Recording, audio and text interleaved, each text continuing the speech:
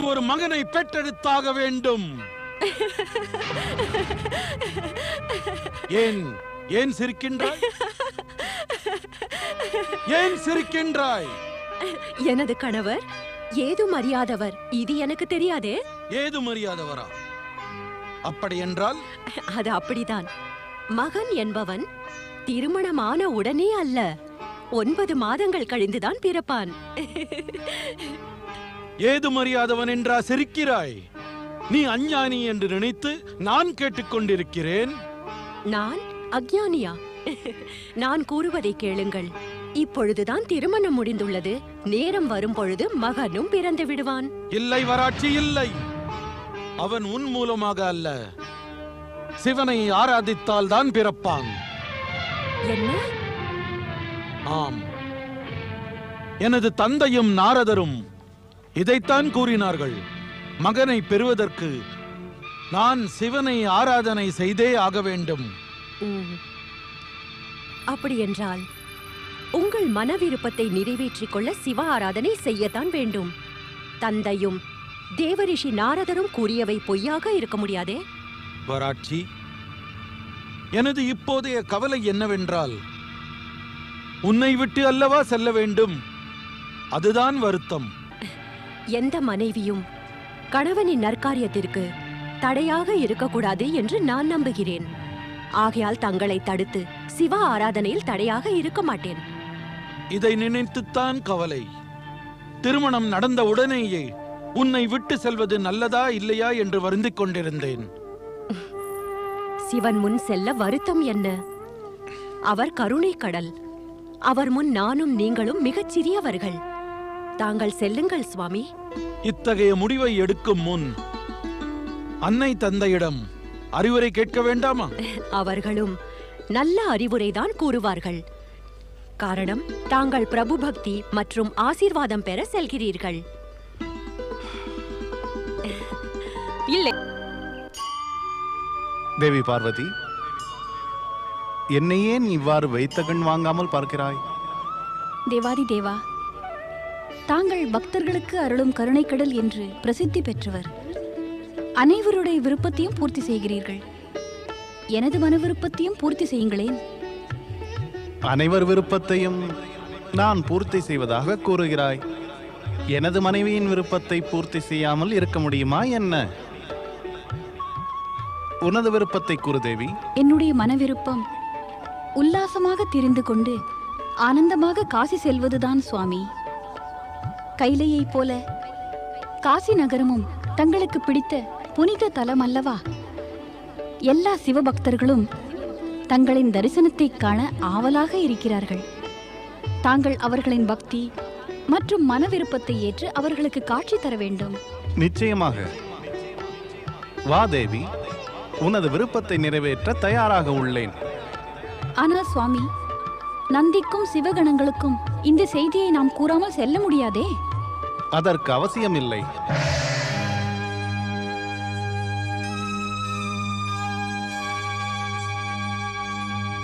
நந்தி தேவரே, இறைவன் பரம்பொருளும் அன்னை பார்வதியும் எங்கு சென்று விட்டனர்?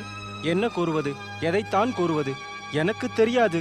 இந்த விஷயத்தில் உனக்கு தெரிந்ததுதான் எனக்கும் தெரியுமப்பா. இறைவன் பக்தர் ஒருவரின் அழைப்பினை ஏற்று அவர்களுக்கு உதவச் சென்றுள்ளார். அன்னை பார்வதி அவரும் உடன் சென்றிருக்கலாம். என்ன தோன்றுகிறது என்றால், அனைவரையும் அதிர்ச்சியடைய வைக்க அவர்கள் மறைந்து விட்டனர். இனி என்ன நடக்கும் நந்தி தேவரே? என்ன நடக்குமோ? அவர்கள் வரும் வரையில் காத்திருக்கத்தான் வேண்டும்.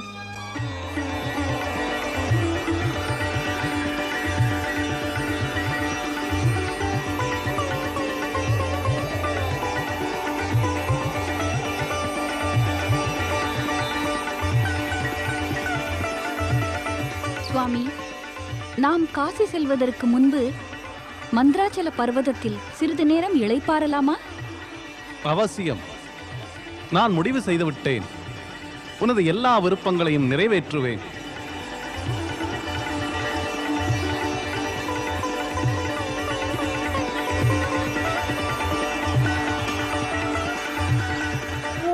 ஓம் நமச்சிவாய, ஓம் நமச்சிவாய, ஓம் நமச்சிவாய, ஓம் ஓம் நமச்சிவாய. ஓம் நமச்சிவாய. ஓம் நமச்சிவாய. ஏய் சிவசங்கரனே, நான் தங்களை குறித்து கடுமையான தவம் புரிவேன். தாங்கள் மனம் மகிழ்ந்து மகனை அருளும் வரை தவம் செய்வேன். ஓம் நமச்சிவாய. ஓம் நமச்சிவாய. ஓம் நமச்சிவாய. ஓம் நமச்சிவாய. நாராயண நாராயண நாராயண ஸ்ரீமன் நாராயண நாராயண நாராயண.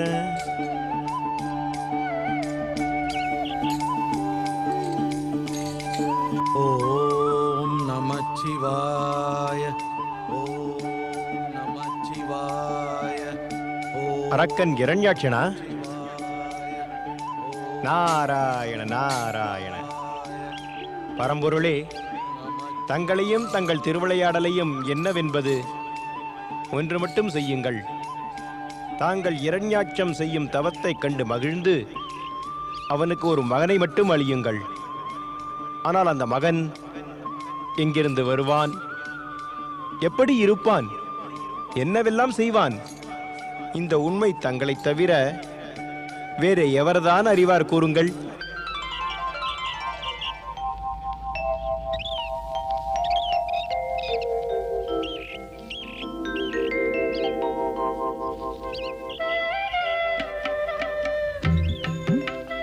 கூறு தேவி, இமயம் அழகாய் உள்ளதா, இந்த மந்திராச்சலமா? இமயம்தான். ஏனென்றால் இமயம் உன் பிறந்த வீடாயிற்றே. ஏனென்றால் அது என் கணவர் தவம் புரியும் இடமல்லவா, வீடல்லவா. அதோடு கணவன் வீடு தன் வீடு அல்லவா.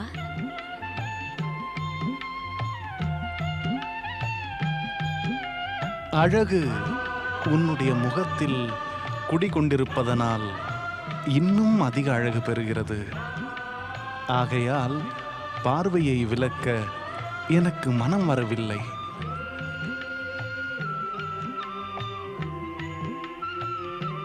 தாமரை போன்ற உன்னுடைய கண்களை காணுகின்ற போது எனக்கு ஒரு வித மயக்கம் பிறக்கிறது. உனது வெட்கமும் காந்த பார்வையும் என்னை ஈர்க்கிறது. உனது கூர்மையான பார்வை என்னை தாக்கும்போது நான் மகிழ்ச்சி அடைகிறேன். நீ பேசினால் அது இனிமை, மனம் நிறைகிறது. உனது இந்த வடிவம், அழகு, ஈர்ப்பு எல்லாவற்றையும் காணும் பொழுது ஒரு ஆவல் எழுகிறது. பல பல யுகங்களாக உனது அழகான முகத்தை என்னுடைய கைகளாலேயே எனது இதயத்தினுள் வைத்துக்கொள்ள வேண்டுமென தோன்றுகிறது.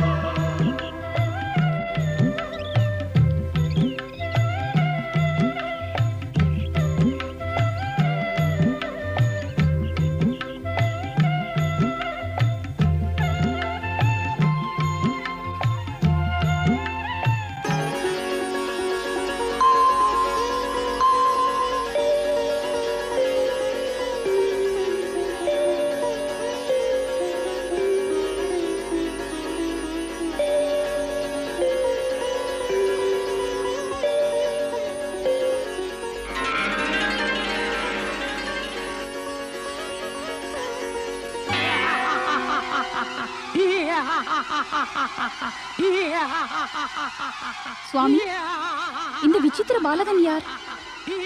இவன் இப்பொழுது பிறந்ததும் உனது லீலையின் விளைவுதான் தேவி. எனது லீலை? அது என்ன லீலை? நீ எனது கண்களை மூடினாய். அப்போது இவன் தோன்றினான். ஆகையால் இவன் குருடனானான். அரக்கர்களுடன் வசிக்க வேண்டுமாதலால் இவன் அரக்க உருவம் கொண்டு தோன்றியுள்ளான். இனி நீதான் வளர்த்து ஆளாக்க வேண்டும். நானா? ஆம், இவன் தனது வசிப்பிடத்திற்கு சென்று அடையும் வரை நீதான் வளர்க்க வேண்டும். ஆனால் இவனது வசிப்பிடம் எங்கு உள்ளது? தருணம் வரும்பொழுது உனக்கு அனைத்தும் விளங்கிவிடும். ஓம் நமச்சிவாய, ஓம் நமச்சிவாய, ஓம் நமச்சிவாய, ஓம் நமச்சிவாய. தங்களை அழைக்கும் இந்த பக்தன் யார் சுவாமி? நமச்சிவாய. அவன்தான் இரண்யாட்சன், இந்த பாலகனின் தந்தை. என்ன?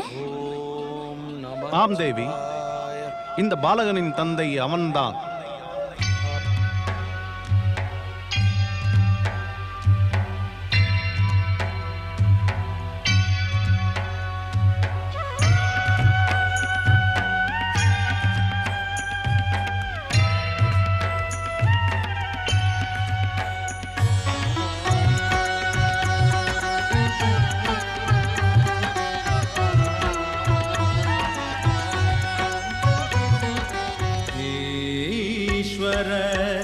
पुष्पलोचन अनपान करुणाकरन, ईश्वर पुष्पलोचन अनपान करुणाकरन, वणंगी निன்று துதிக்கிறோமே, வணங்கி நின்று துதிக்கிறோமே, பெருமருளை பொழிபவன்.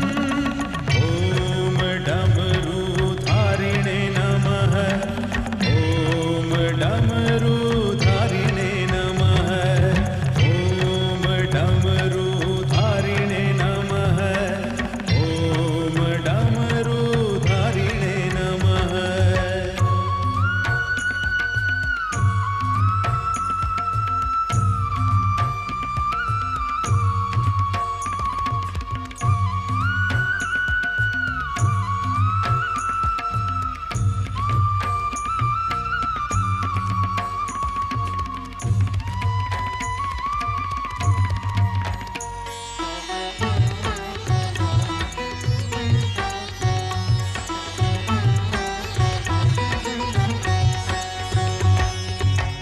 हिरण्यगर्भा भस्मप्रियः सर्वभूतः महेश्वरः, பிள்ளை பேருக்கு பிச்சை வேண்டி முன் வந்தேன் தனேஸ்வரா.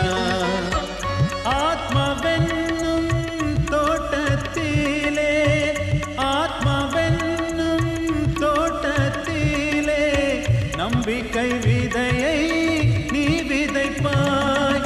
ஓம் டமருதாரிணே நமः, ஓம் டமருதாரிணே நமः, ஓம் டமருதாரிணே நமः, ஓம் டமருதாரிணே நமः.